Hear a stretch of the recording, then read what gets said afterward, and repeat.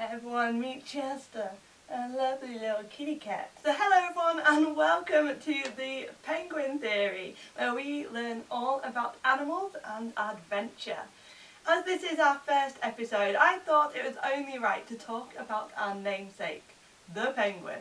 So penguins are birds, and when we think of birds, we think of flight. But penguins clearly aren't very good birds because they can't actually fly. So what is it that prevents them from flying, and why did they evolve to lose it? That's what we're going to find out today.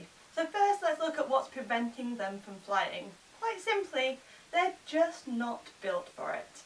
They are built to dive instead.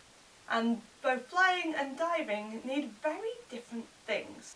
So instead of broad wings used for flight, our penguins have much smaller, stubbier wings, a bit more like a whale's flipper. Now these help it to dive underwater at incredible speeds, up to 22 miles an hour for some species of penguin. They also have larger bodies than other birds, which helps them to regulate temperature when diving deep underwater, something which is quite difficult for a warm-blooded animal to do. Now other birds, who do not dive, will rely on air trapped underneath their feathers to keep warm. However, if a penguin trapped lots of air underneath those feathers, that would improve their buoyancy, making it harder to dive. Another thing helping them dive is their bones. Flying birds have very small, hollow bones, reducing the weight needed to lift up into the air. Penguins, though, are the opposite, with big, heavy bones filled with marrow, which helps them to sink. But why did the penguin adapt this way?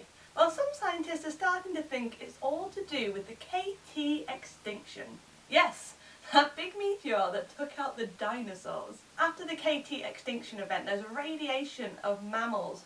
This meant that they were changing rapidly to fit into these new niches and not to compete quite so much for food. But this meant it would be a lot harder for birds to find food too. So some started diving further and deeper to find lots of tasty morsels to eat, and that meant giving up flying. Nowadays penguins are incredible swimmers. The emperor penguin can dive for around 20 minutes at a time and can go down to depths of 550 metres. That's around 5.5 times the size of Big Ben. Because of us humans are having to stay longer in the water, again diving deeper and further to catch their fish. But there are things we can all do to help. Just small changes in our day-to-day lives really does make a big difference.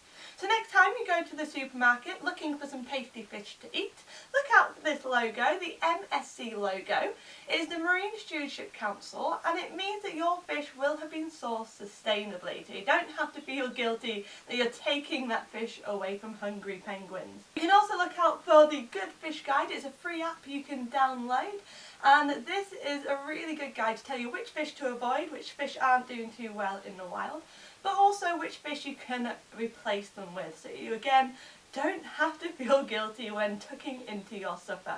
If we all make these changes to our lives, we could make a really big difference to our world, and I think it is something that's quite easy to do.